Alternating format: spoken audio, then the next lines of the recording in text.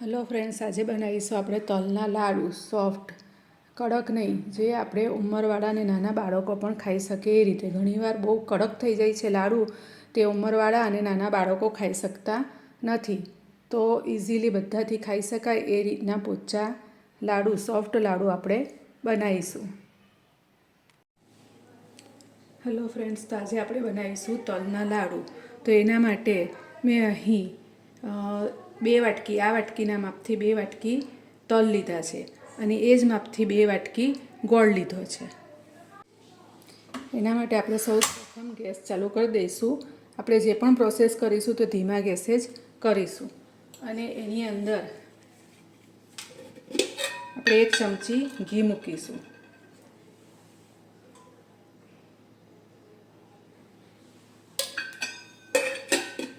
ઘી ગરમ થાય એટલે આપણે એની અંદર ગોળ નાખી દઈશું.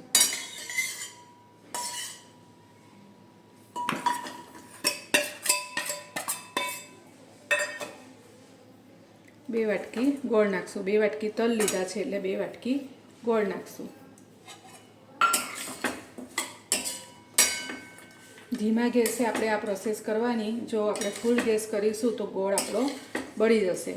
તો આપણે ધીમા ગેસે ગોળને પીગાળી લેવાનો છે. તમે જોઈ શકો છો કે આપણો ગોળ ધીરે ધીરે પીગળવા માંડ્યો છે. આ ગોળ પૂરેપૂરો પીગળી ન જાય ત્યાં સુધી હલાવતા જઈને આપણે એને પીગાળી દઈશું. જો તમે છોડશો તો ગોળ બળવા માંડશે. તો આપણે એને હલાવતા રહેવું. અને જો બળી જશે ગોળ તો ટેસ્ટ એનો કડવો લાગશે. એટલા માટે આપણે એને હલાવતા જઈને ગોળને પીગાળી લઈશું. તમે જોઈ શકો છો ફ્રેન્ડ્સ કે આપણો ગોળ પીગળી ગયો છે. આપણે હવે આનો છે ને પાક્કો પાયો કરવાનો નથી. આને આ રીતે જ ખાલી પીગાળી લેવાનો છે. આ ગોળ પીગળી જાય એટલે આપણે એની અંદર આ તલ નાખી દઈશું.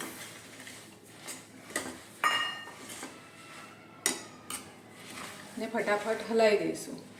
ને ગેસ આપણે બંધ કરી દઈશું.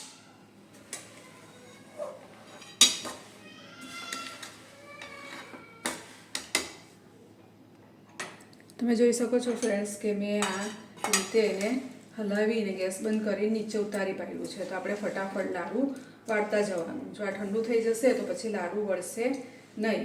ને આટલું બધું ગરમ છે કે આપણાથી હાથ પણ નાખી શકાશે નહીં. તો લાડુ વાળવા માટે આપણે એક વાટકીમાં આ રીતે થોડું પાણી લઈશું ને પાણીવાળો હાથ કરતા જઈશું અને આપણે લાડુ વાળતા જઈશું.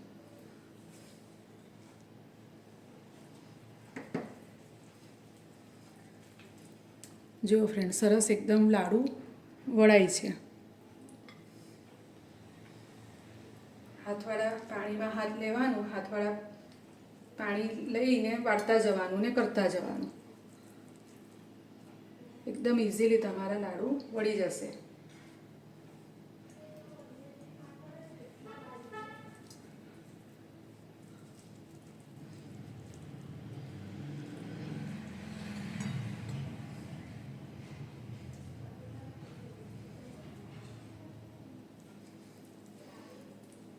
આ જ રીતે તમારે બધા લાડુ વાળી લેવાના.